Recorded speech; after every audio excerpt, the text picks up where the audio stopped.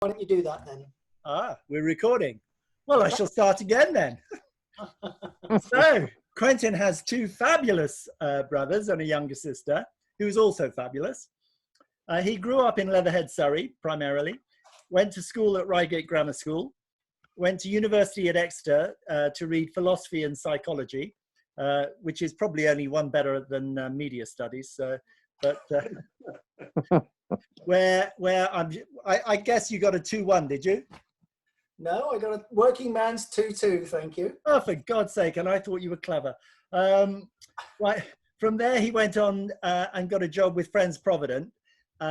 Basically, our father was in the insurance business, and so he sort of went into the family firm. Who was the company that you left Friends Provident to go to? It was called John Mathers. Wasn't it Clarkson Bain or Bain Clarkson? I went to John Mathers and then I went to Bain Doors as was. Right. And was it, they got taken over about 2 or 3 times, didn't they? Well, it became Bain Clarkson, Bain Hogg Robinson. At that point, I got a bit fed up with it all. Yeah. So, but at that point, he was promoted. He was the youngest manager of a major branch. He took over the Cambridge branch, and he was the youngest manager in the country at that time. But as you just heard, it got taken over about 4 or 5 times in literally 5 or 6 months, and he got a bit fed up, and they were making really bad business decisions. So he left and took the best member of staff with him and 90% of the business, and set up his own independent financial advising company from his home in Burwell. And I believe he admitted to cooking the books. Oh, absolutely, all the time, which is just, you know, considering he's a financial advisor. Yeah, we could see that one coming as well, Paul. Well, hate to disappoint. He met his wife, Alison, at university, and I'm very happy to say he's still happily married, has 2 lovely boys, Matthew and Ben. What not many people know is that he married an Alison Jane, and obviously she became Alison Jane Cooke, and I married an Alison Jane. And so there were 2 Alison Jane Cookes in the family.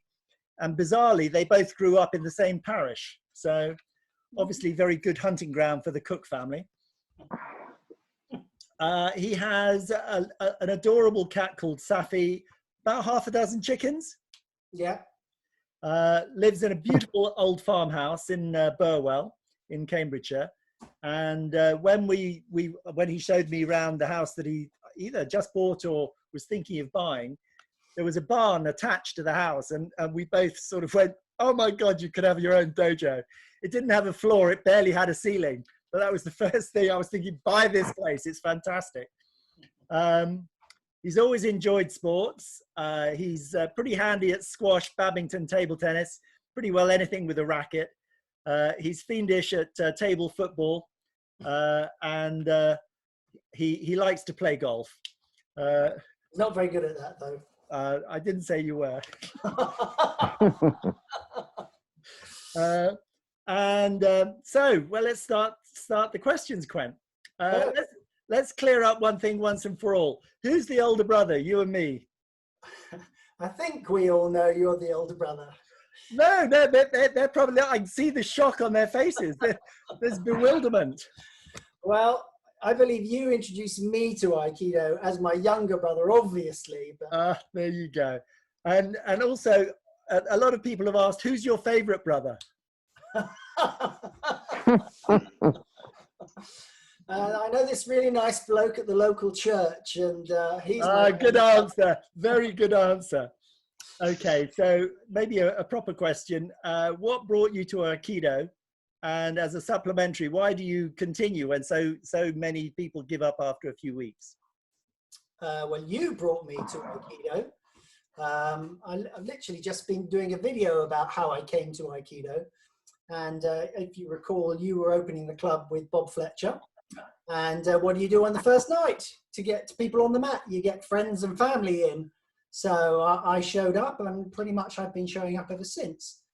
The why is because I felt a strong affiliation with the philosophy of Aikido. It was very principle-based, and those principles were things that I tried to live my life by anyway, and I kind of just see the natural marriage, if you like. Yeah, that's what's kept me going. And have you ever done any other form of martial art? I did a little bit of judo at university, but that was really for sport and sheer pluck, really. I had Steve Dell, if you remember Steve Dell. I do indeed. Well, he was about 16 stone and I was about 11, so sparring with him was a challenge. I had the speed, he rather had the size. Yeah. And do you remember what you did when I came down to, I think it was an extra ball, and pre the ball? Can you remember what happened in I think the living room? No. A challenge that you set me with the sofa? No. Should I? Yes, I think you should. It's been engraved on my mind. If you remember, the sofa had open wooden handles or armrests at either end. Uh-huh. Do you remember what the challenge was? I've got a feeling you might have had to crawl through it. That's correct. And what happens when you get through one end and not quite through the second end? I'm guessing you might get stuck. And what happened then? I have no idea. I got attacked by you bastards. Well, I wasn't doing Aikido then. I wasn't. No, I know. And so with no arms and legs, I was completely at your power. That's why I took Aikido up. Yeah. Obviously, we both started with Ken Williams. And so he was obviously a significant influence to both of us, I'm sure. He gave us a pretty good foundation, I think. Which other teachers stand out in your mind, and for what reason? And actually, what did he give to you? I think he gave a really brilliant foundation, and you have to acknowledge Bob Fletcher before that. So Ken Williams was Bob Fletcher's teacher, but Bob was the one passing it on a week-by-week basis.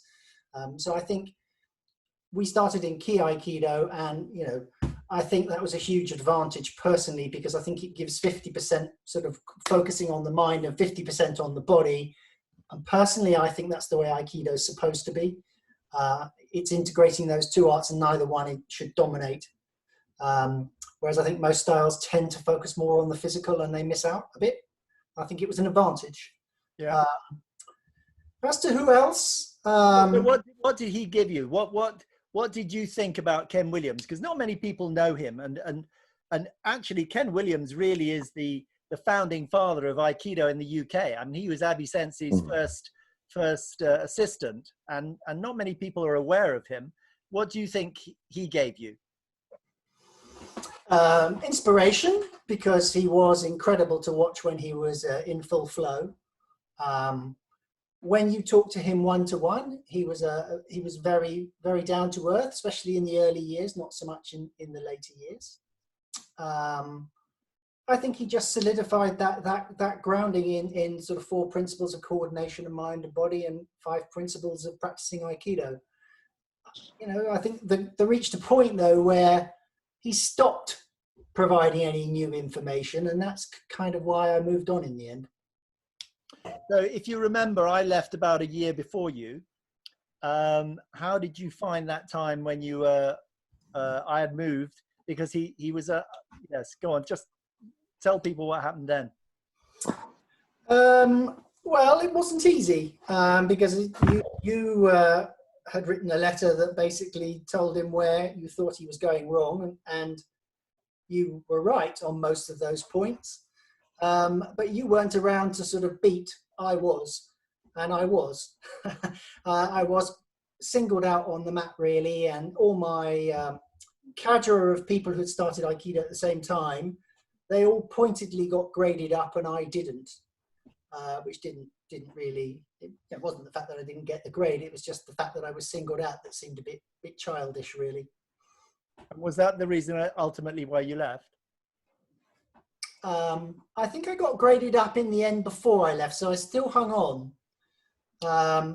But in the end, I thought, well, I wrote a letter saying much the same as you did, but probably slightly less aggressive in tone.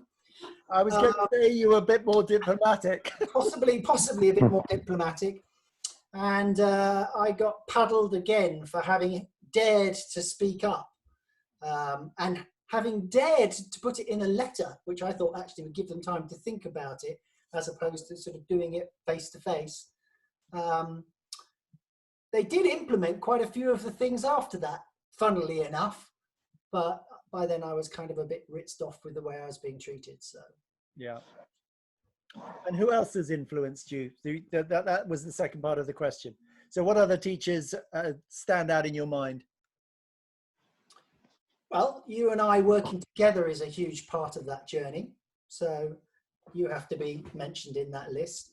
And really, I've borrowed from so many people. I mean, we've been lucky enough, especially with when we formed ADL, to meet some amazing people on our journey. And the first part of that sort of bit outside of the Key Federation was going to the International Aikido Convention in Las Vegas. Jamie, you'll remember that. And meeting the likes of Jamie and Kayla Federer and just being blown away by what I was seeing. But on that particular day, it was Frank Dora, and he was terribly impressive, and I took something from him. And we've had Linda Holiday over, and we've had Kimberly Richardson over, and we've had Mary Heine over, to name but a few. Yoshi Shibata, I think, is a great teacher. I've enjoyed working with Shemek. I think I take little bits from everybody, but I have to say that really the most influential is just working with my students. You know, it's true. It is true. All my experiments take place on them in class. I don't know if they're going to work. You need honest ukes and honest students to feedback whether it's, you know, what you're doing is heading in the right direction or not. And I think I've been very lucky over the years to have people like Nikos and before him James, who were incredibly helpful in letting me do that. There was another time, I think, for me, when you went to America. Tell us the story about you when you offered some private lessons as a prize, and explain that, because that for me was the beginning of your international networking. It was an absolutely incredible story. So as part of the board of directors for Aikido Extensions, we decided we needed to get some new members. So the board at that time more or less all offered various things as prizes to get people who signed up that month they possibly could win. So I offered private lessons or a seminar. And then after the draw happened, I got this contact from a lady in America who happened to be linked to Richard Strozzi Heckler's dojo. And she said, well, I've kind of won this prize, and I'm really thrilled because I've never won anything before. And I'm thinking to myself, really, 2 Rock near San Francisco, that sounds like a long way to do private lessons or possibly give a seminar. Also knowing the dojo was run by Richard Strozzi Heckler, who's a brilliant teacher, I wasn't sure that politically having this stranger come in and offer a seminar when he's probably far more experienced than me was terribly appropriate. So I basically said, well, look, you know, you are so welcome to come to me if you want to, and I'll put you up, and you know, whatever you want, whatever works for you. And she said, well, actually, I've got loads of air miles. Why don't you come to me and we'll do a tour of all the local sensei? And there are some amazing names in that neck of the wood. So I said, pardon? She said, well, would you like to come? You can stay at my house and we'll go around. I said, look, this is supposed to be your prize, not mine. But she said, no, it'll be really good because you'll be able to open doors to get me into these places where it's awkward for me just because you've got rank and you're also on the board of directors for Aikido Extension. So I kind of shrugged my shoulders and said, okay. So I went out there and I had a really amazing time. We did go to Richard Strozzi Heckler's. We went to Wendy Palmer. We went to Frank Duran's dojo. We met Bob Frager. We went to Bob Nadeau. We went to Linda Holiday. And there were others. But I had about 10 days out there and it was absolutely stunning. And yeah, mind-blowing, really. And she was a brilliant hostess and we just got on really, really well. The thing that really came out of that was chatting to Bob Frager and him saying, you know, it's a real pity that the stories that come out of Aikido are not recorded. And literally, I remember thinking, I'm going to do that. And that's how the book A Way to Reconcile the World started. His idea, but I then started collecting stories from all over the world, from the great and the good. And I just love having been able to do that. Which is your favorite story and why? It's Paul's story about using Parkinson's as his okay. Funnily enough, I read that the other night. I thought you might say that one. Well, obviously I know Paul, and that makes a difference. I had a huge amount of respect for him anyway, but I just thought it was inspirational, and he writes well as well. That helps. Yeah, it was just a great story. When's book 2 coming out? Haha. Well, when you lot send me the stories. So I've got about half of what I need. And, it's fair to say I haven't really tantarad about it that much of late.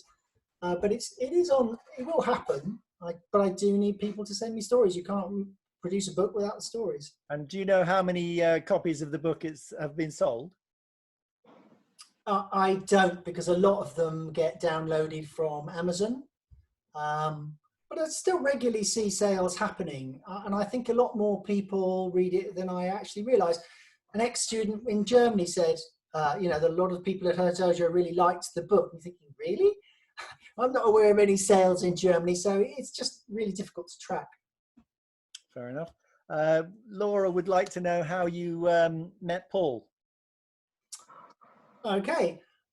So a big IKEA Extensions course was organised in Dudley by Mark Walsh, and he was bringing across Don Levine and Jose Bueno from Brazil and Paul, and we had that was the one in Birmingham, wasn't it? Yeah.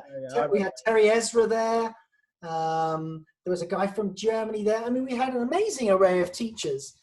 And you and I think, were just going along as sort of, guests, which is fair enough. I think I did teach something, but we were certainly not star turns by any manner. There were a lot of big names there. And Paul was doing a session on, I'm not quite sure what, I can't remember now, but I'd heard Neither can I.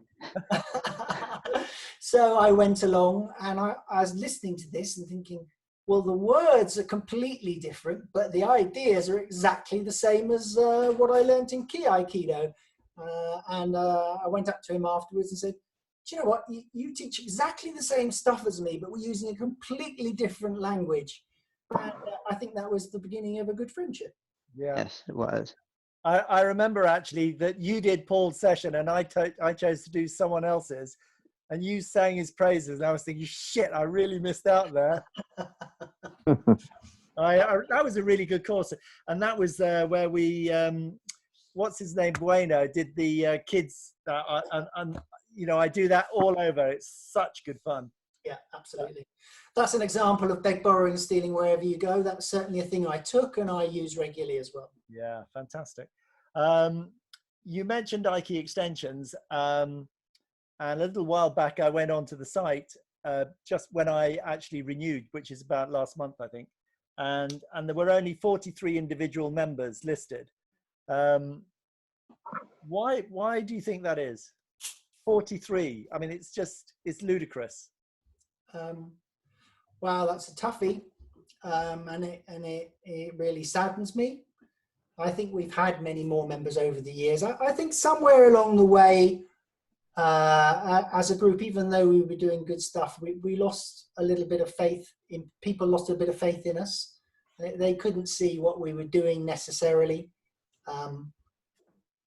Also, I mean, some schools really struggled with the fact that we were reaching across borders, and they weren't allowed to have anything to do with anyone, even though we're not doing Aikido on the mat. A bit daft, really.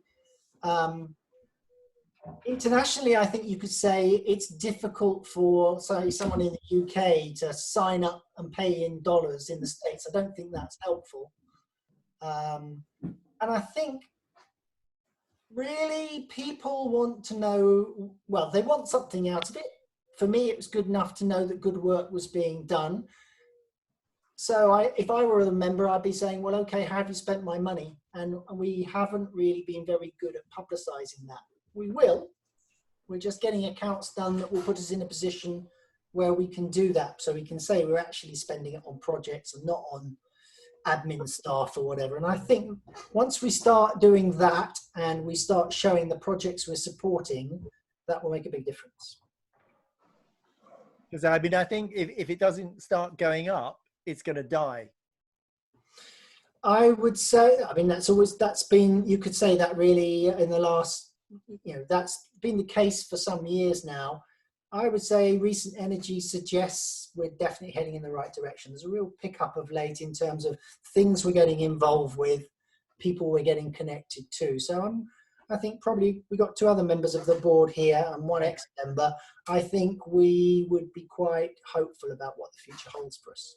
Have you thought, well, you haven't really publicised it within the British Aikido Board, that's the governing body in the UK. My feeling would be you should do that, because if you got their buy-in, then perhaps then you would get more exposure. And perhaps in America, if I don't know how many associations there are there, you've got to go to the main associations and get their buy-in, surely. Yeah, I'm certainly open to that. I mean, over the years, I've written quite a lot of articles in Aikido Journal or whatever. What's it called? The magazine for the BAB? Aikido Times. I've written quite a lot of articles in there, and I have promoted Aiki Extended and events like that.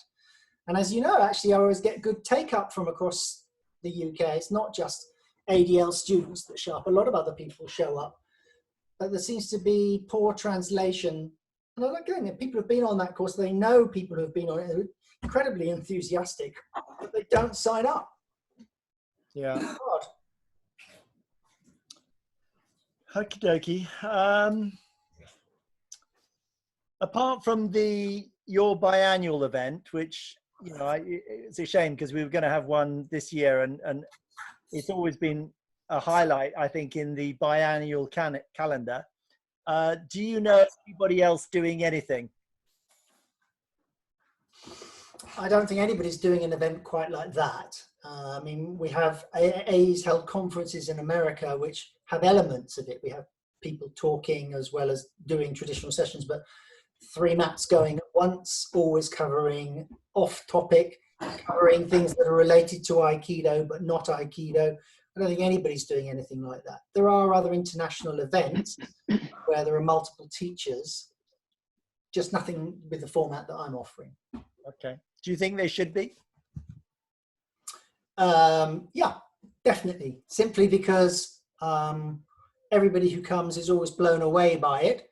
And surprisingly, it's a bit difficult to pull the whole of America and the whole of Europe over to the UK. I've been really lucky to get as many people from those places as I have. But obviously, if you did it in those localities, you'd put a completely different audience in. Because when we went to Belgium with Christian, and to Germany with, was it Bruno? Bertram. They were great events. And I think it's just a shame that there aren't other European venues. Yeah. Well, I mean, it's something I'd like Shemek to maybe think about doing at some stage. I think it would be great if you did that. So we all know that you spend quite a lot of time doing Aikido, and you are the chairman of our association, and you're on the board of Aiki Extensions, and you've published the book, and you're now looking at publishing an Aikido University course. What's the cost been to your family life? What I was going to say is, how has it benefited the family to Aikido and Aikido to the family? So I think that I live a pretty full life, which on the whole is very balanced between the need to produce income for me and the family, between being there for my family, and finding time for me. And that is Aikido, fishing, golf, whatever. And on the whole, I think I've negotiated that fairly well. But there are times where I've strayed across the border and maybe done a bit too much Aikido or a bit too much fishing or work. Alison's never moaned about the amount of work I've done, but you know, and I've just had to rein it back a bit. And I think it's actually part of my training. It is part of Aikido in daily life to get that balance right between making sure that the people you care for are looked after and you don't spend too much time just caring for yourself. I think that's real practice and a real tough practice at times. I apologize, but as I said, I have to leave for a 2:30. No problem, Paul. session. I'm going to see if you want to join us back. We may just still be talking. Okay, good. I hope so. See you on. Perhaps the immeasurable is how it's influenced my parenting style and indeed my relationship with Alison. I would say it's played a big part. So if I'm not having a great time with Alison, that weighs very heavily on me, and I have to refer back to Aikido principles maybe to think where I went wrong and how to put it right. And I think very much it's guided my parenting style in terms of respecting my boys even when they were small and giving them space and listening to them, but setting sensible border lines, etc. I can't quantify how that's worked, but I think they both turned out pretty well and never really given me any cause for deep concern. So I've been incredibly lucky. I think we've both been very lucky with our kids. Does it disappoint you that out of the 4 of our children between us, only Jake has decided to go all the way to get a black belt? Disappoint's the wrong word. It would have been lovely if the boys had wanted to practice Aikido, but that's about respecting their passions and what they want to do, and I never would have ever tried to force them onto the mat. No, so, that's not what I was saying. I knew. So no, it's not a disappointment. It's they're making their way in life, and I'm proud of what they're doing. That's good enough. Yeah, good answer.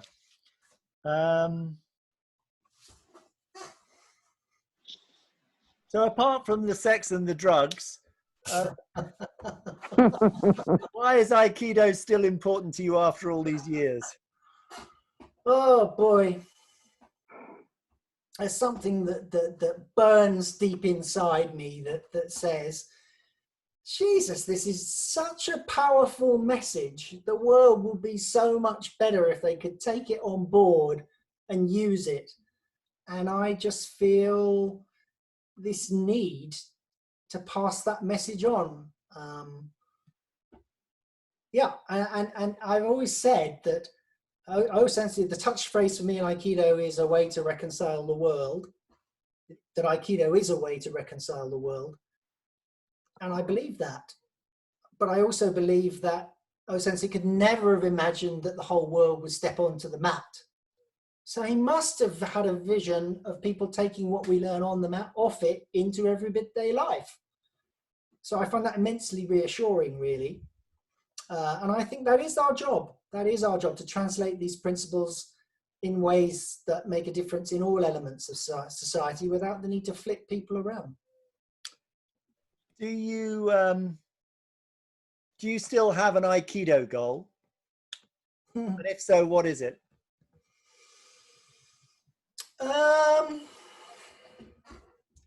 I think I won't know if I've ever reached it, but it would be nice if after I'm gone, people said, wow, he did an incredible job about spreading the word and look at his achievements. But, it's very hard for me to assess that. And it would be nice. As you're my younger brother, perhaps you'll be around to tell me. I will, don't worry. But you didn't answer the question. I agree with exactly what you said. Well, I don't have any ambitions in terms of rank. No, not so much in rank. What? In terms of, we're on a journey, and do you think you know where the destination is? Because I'm not sure I do. I think it's one of those journeys where you can see the direction you need to head, but you never ever reach it. Actually, I think you just keep putting one step in front of the other. And you could say that, these sessions actually have been one step on that journey. It's not something I'd have done pre-COVID, I don't think. But actually, I'm quite proud of how fun they've been and the kind of community we've built through it. I would never have thought to do an online course, but actually, I'm being really wowed about putting it together and getting it out there and seeing how that goes down. Because as you do it, you kind of recognize, oh, I actually do know something quite useful here. And that's very, makes me feel good.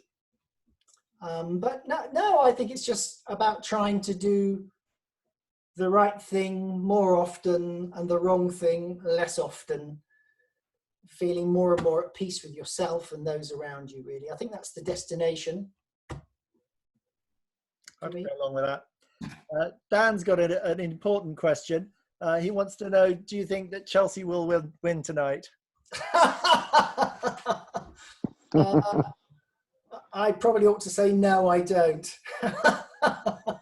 Much as I'd like them to. Who are they playing? Man City. Oh, you got no chance. I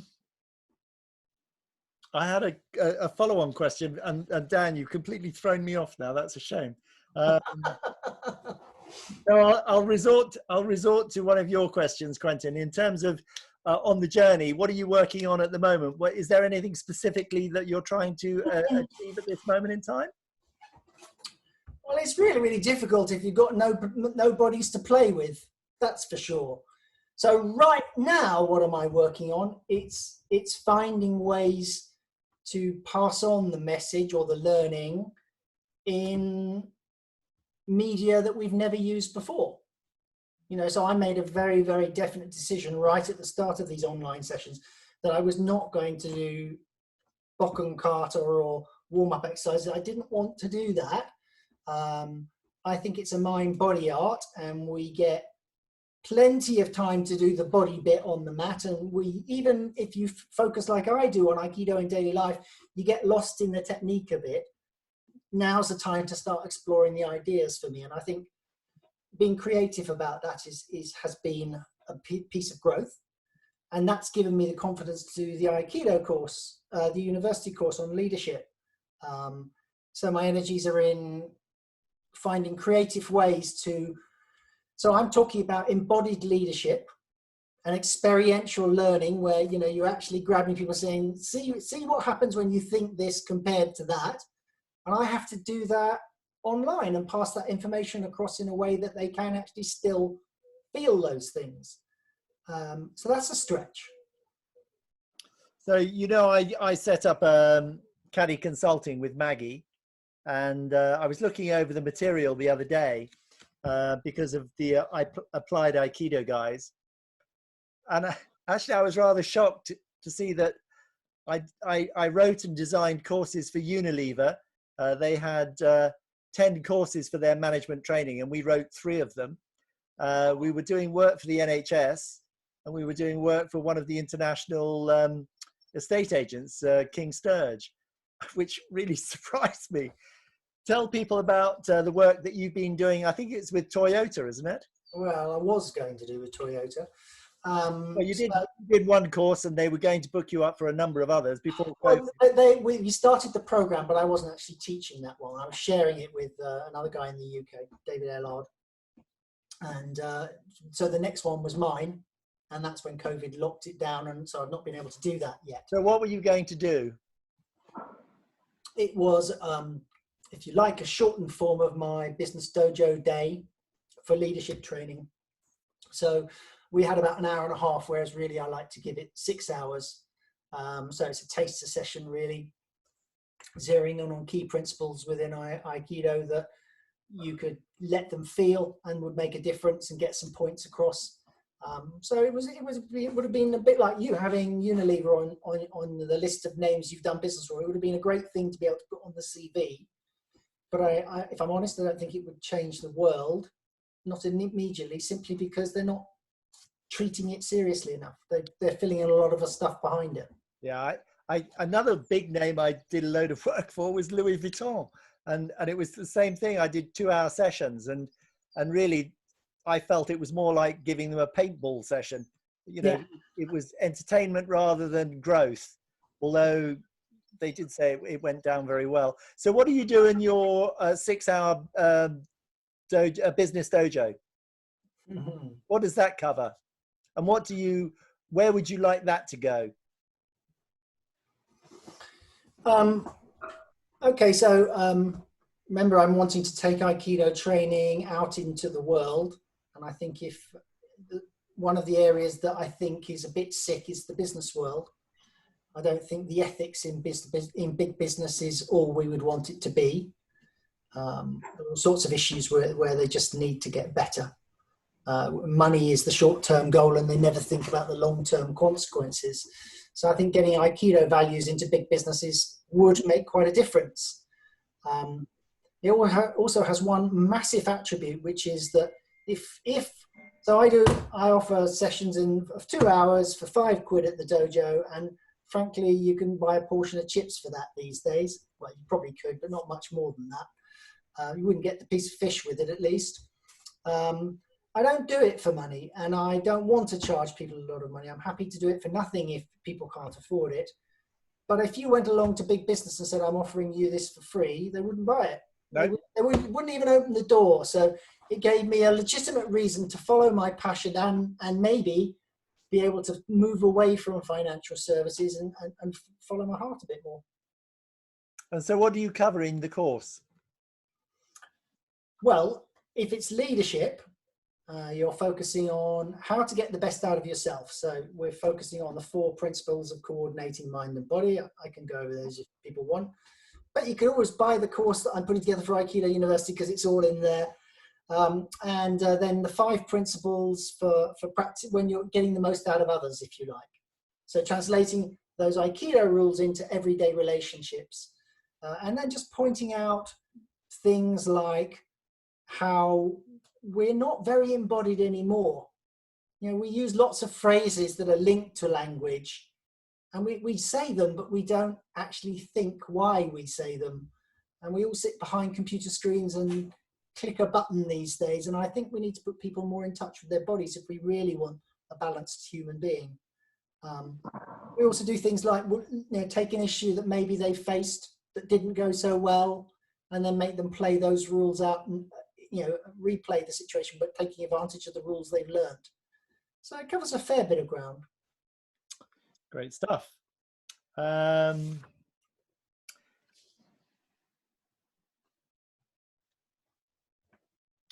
So has anybody else, I mean, I've got more questions, but has anybody else got any questions that they would like to pose to Quentin? I don't want to hog the whole session.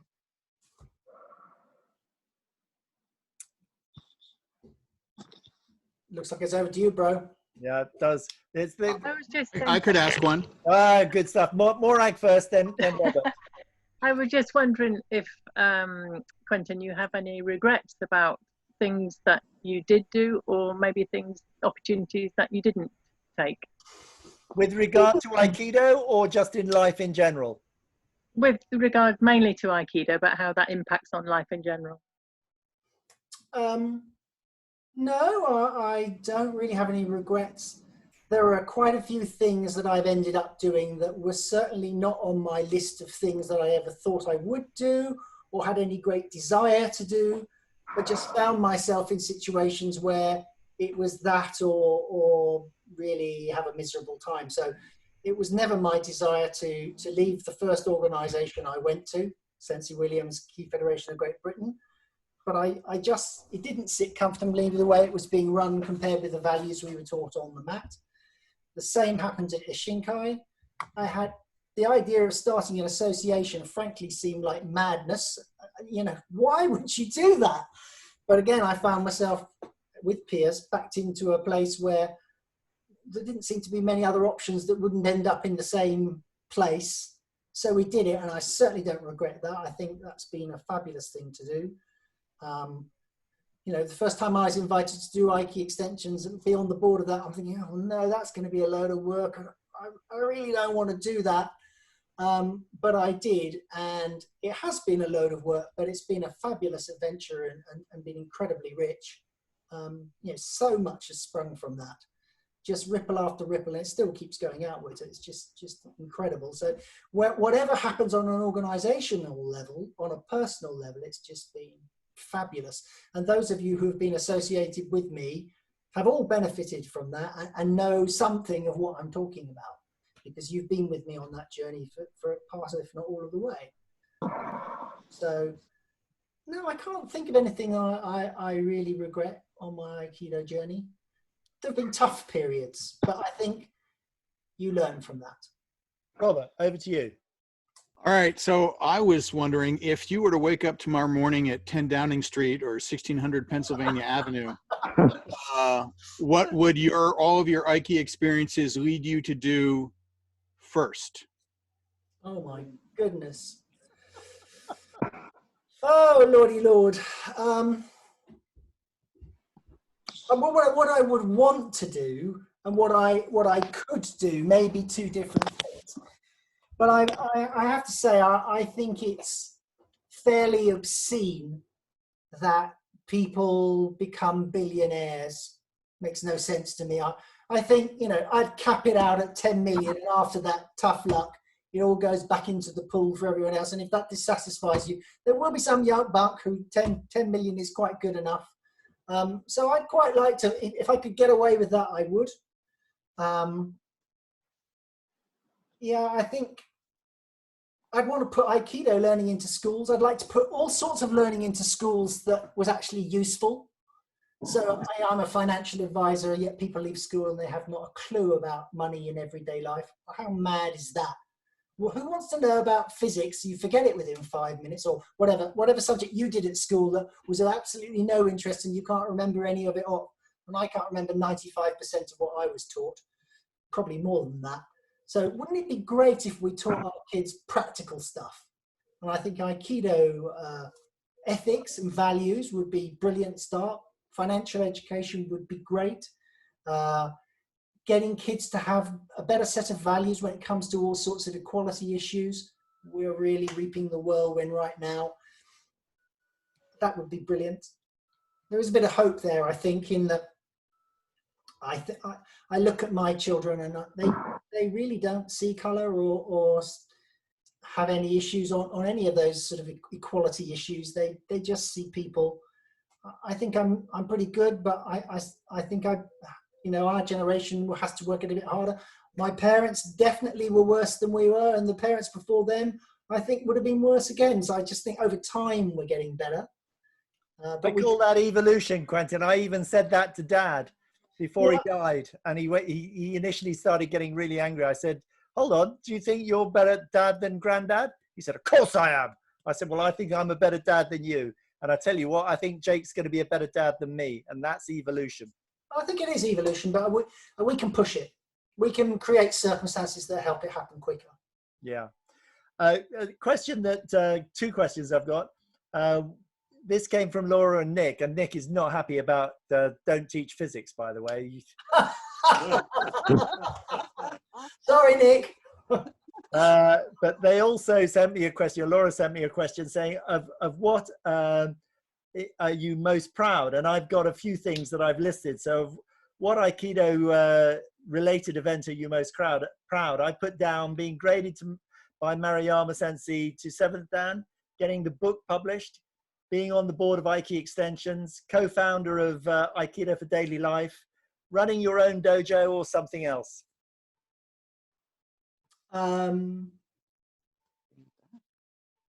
Of those, I think founding the association comes up very high, because that was a really tough choice to make.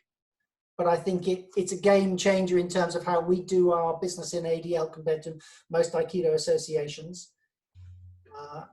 I think it's the way that things will evolve in time. The book, yes, I'm very proud of that. And the Aiki extended events, I'm very proud of that, because I think that's unique. So pretty well everything on the list. That doesn't. No, I don't really care about the grading so much. I think one man's 7th dan is another person's yellow belt. So, you know, it's opened doors for me, and that's been brilliant. But you know, who knows? And as you know, after we left, I was told, well, we didn't own those grades anymore. So, yeah. Another one from Laura. Has Aikido ever helped you get through a very challenging time in your personal life? And if so, are you prepared to share it and tell us how it helped?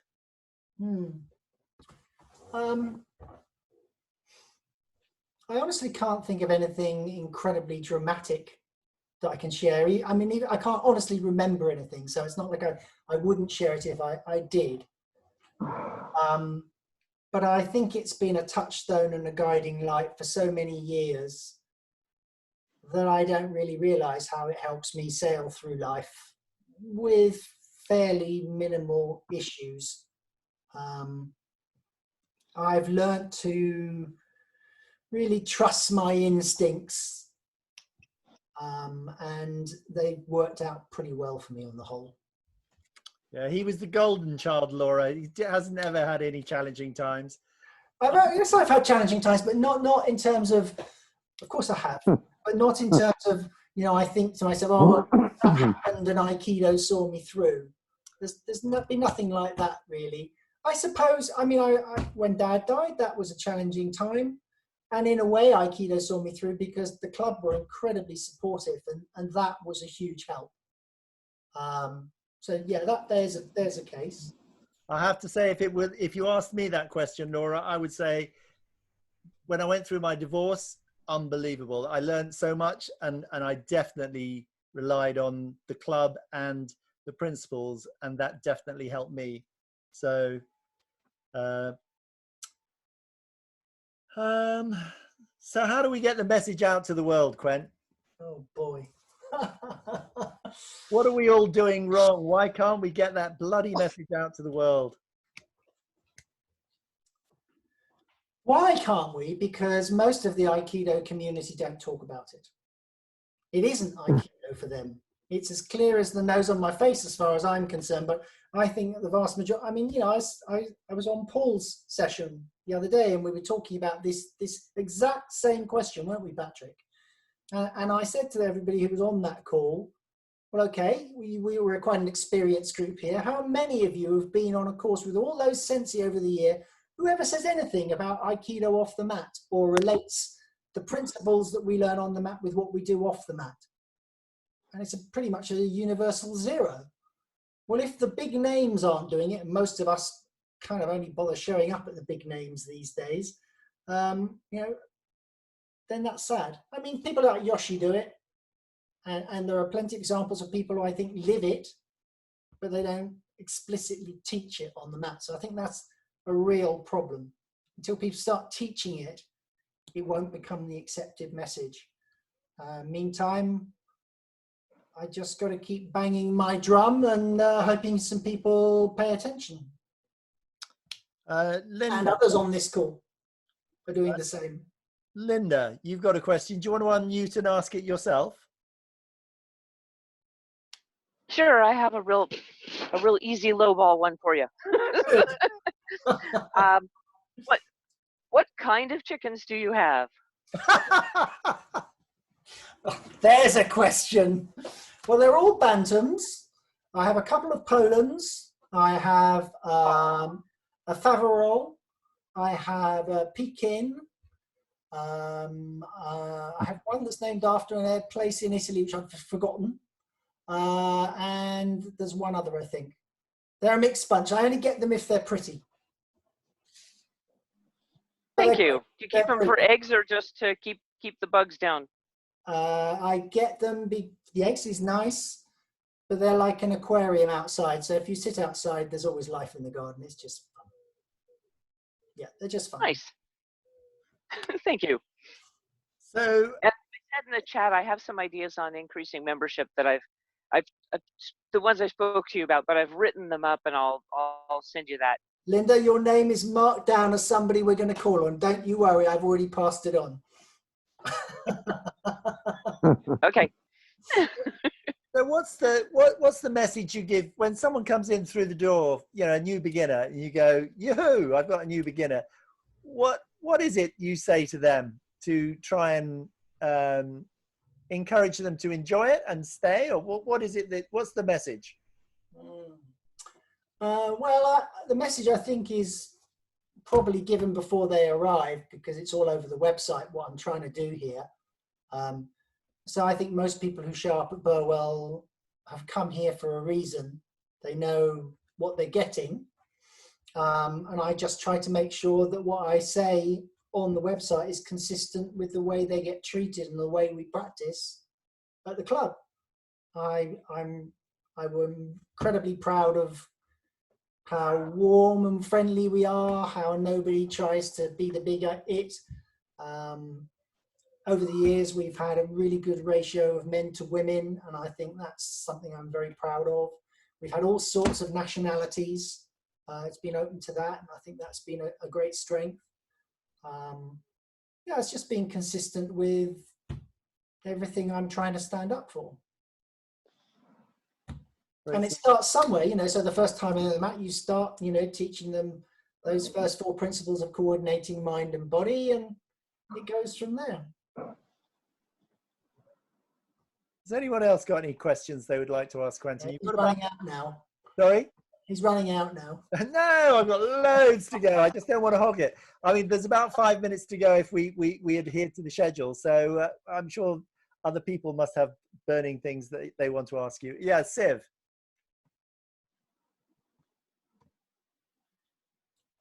Quentin, do you think that the times you've found that you've, instead of using what a lot of people rely on that they get from religion, you've taken those sort of values from Aikido? In a way, so I think most major religions have a moral code that go with them, and they're not that dissimilar to Aikido. If you take Aikido, you respect other people. It seems to be is a big thing, isn't it? And that's sort of core to Aikido. I don't really subscribe to any particular religious school. I think they have good values, but the fact that there's so many of them and it's been a cause of so much war kind of turns me off. I actually I have my own views. I think there's more likely to be a God than not, but anyone that smites you down is not a God I want to recognize, really. So I reckon the job is to do the best you can on this planet. And if there is a God, he'll look after you. And if there isn't, it won't matter, because I'll have had a better life as a result of it. And that is my religion, to make the most of what I am. So however I was created, whatever abilities I have, whatever weaknesses I have, is to try and eliminate the weaknesses and build on the strengths and make a difference to me and quality of life I have, but hopefully to the quality of life of the people that I touch. Good question, Sid. Thank you. Thank you. Any others? Jamie, I've never known you to be so quiet. I think she's working. I've been listening. She's working. She's not listening at all. I've listened to everything. I heard it all. I heard all about it. It's fun to watch you two. I'm getting a little bit of the, Chris and Andrew Cuomo show. It's kind of fun. I just want to put right that at no time did I ever think that this interview would be one where you thought I didn't love Quentin. We get on like a house on fire. Yes. I thought that was really that, yeah. You even suggested it. I think that was just part of the marketing. Yeah. Well, I've been enjoying watching since we first met back in Las Vegas at the Aiki Expo. So hard to believe it's almost 20 years.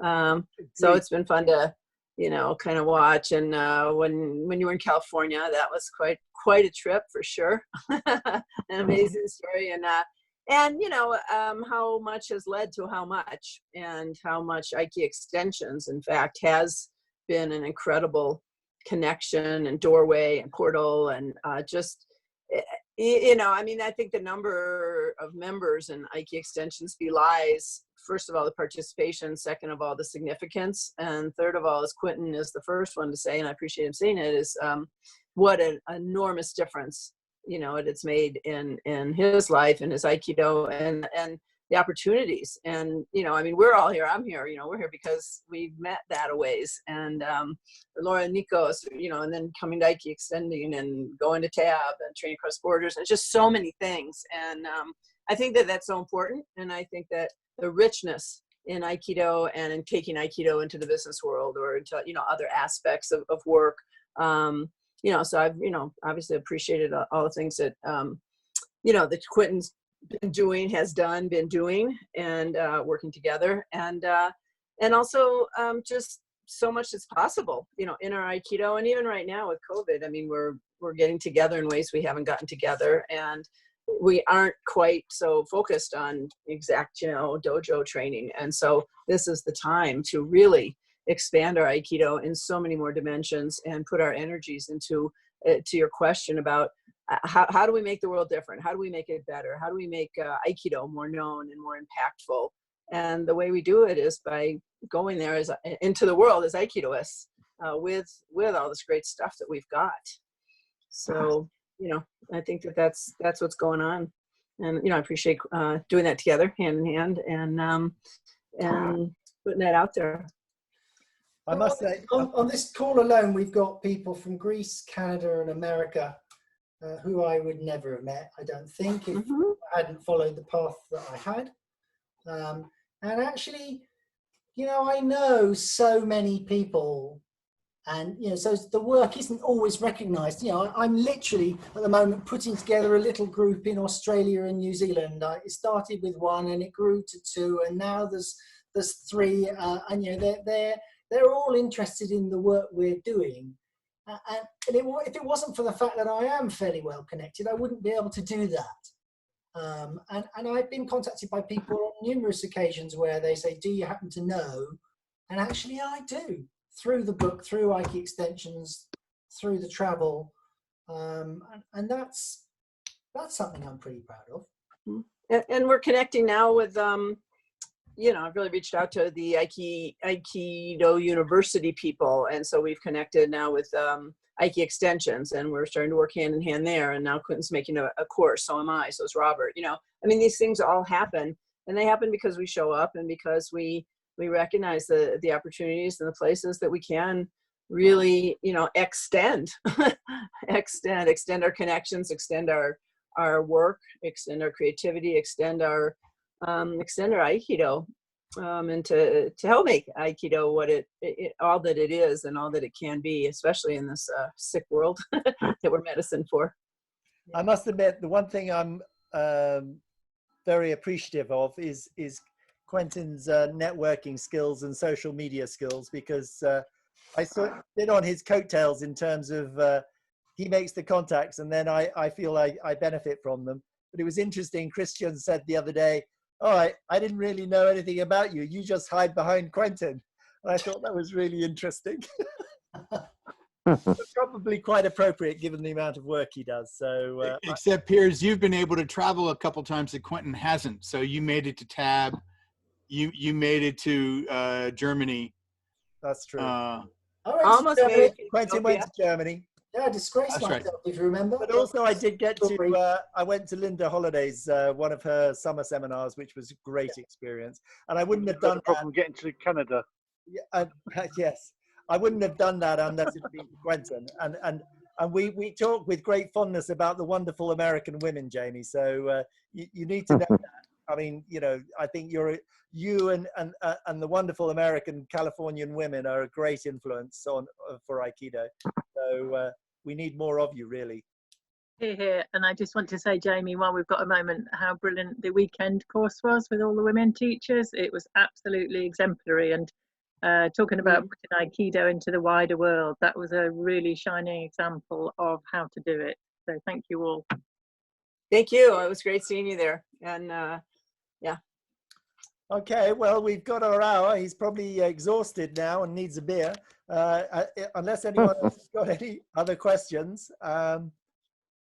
I think we will end it. So thank you very much for. I want to say something. Yeah, please do. Piers. It's not a question, it's just a comment that it was mentioned about Ki Aikido, and I want to say that many years ago, when my sensei, my previous sensei, was still alive, and it was the first time that through him, Quentin was invited to Greece for the first time for a seminar, and I remember that's where we met him for the first time. And I reckon that in Aikido practice, it was the first time that in a Greek dojo, Ki Aikido was taught. There you go. Yeah.